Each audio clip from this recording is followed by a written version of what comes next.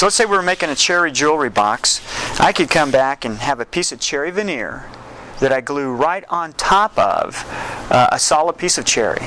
You can put veneer on solid wood. I mean, we've been doing it for centuries and centuries and centuries.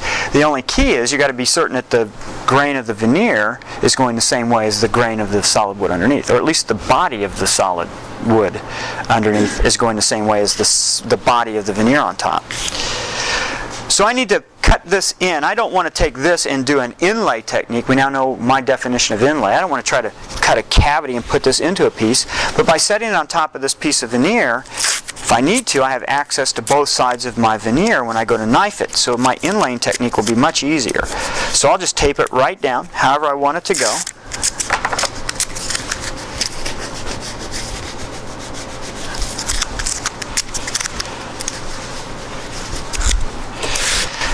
What I'm going to do, since I've taped this onto that piece, is I'm just going to put my knife right up against the edge and follow all the way around, cut this shape out of the piece underneath. This piece on top will fall right in, and then again I'll have one piece of veneer.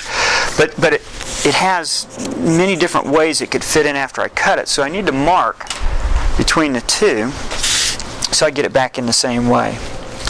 And from here, I'll just put my knife right up against the edge of my veneer. I'll cut right through the masking tape. And I'll cut all the way around.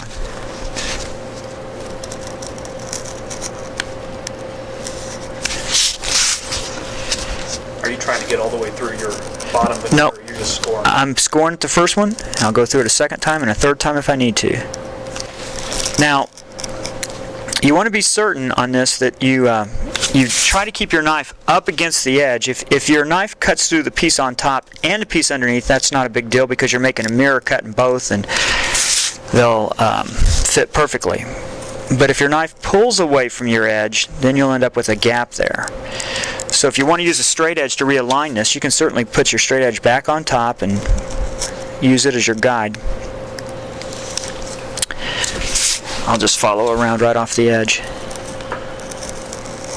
If you cut a little bit beyond your line, nobody will ever know. If you cut a lot beyond your line, then you've got a problem. And one more cut here, and I haven't done the best job in the world going around this.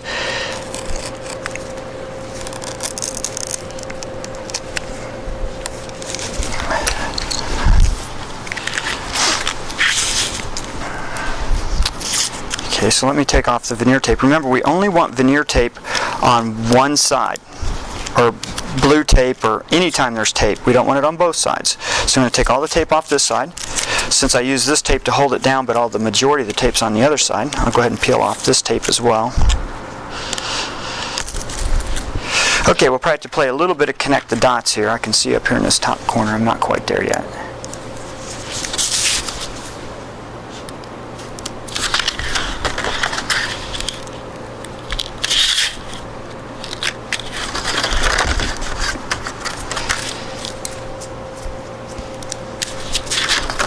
Okay, now I know how to put this back in because we used a pencil to mark them before. We always have to put the veneer tape on the same side, or the blue tape, so I'll flip it over. That should just snap right into that hole.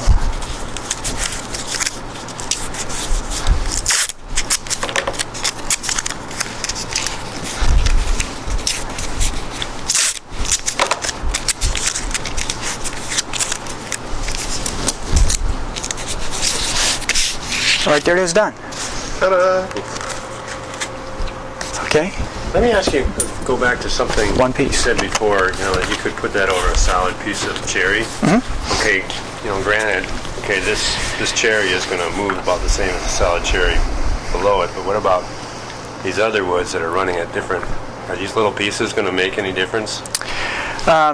Probably not, and there's a couple of ways around that. First of all, if you use a resin glue, it literally is going to turn them both into the same thing. Whatever this does on the top, it's going to pretty much, whatever the core does, it's going to take that with it.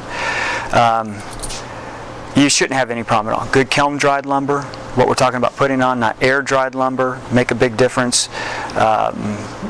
White or yellow glue, it'll hold up pretty well. If this gets to be a whole lot bigger than this, then we're going to have some issues. But at this size, we're probably going to be okay. What about a backer veneer? Anything that you veneer needs to be veneered on both sides. Solid wood, particle board, MDF, drywall, it doesn't matter what your core material is, you veneer both sides. Keep it balanced. See, if you don't, it's going to smiley face on you.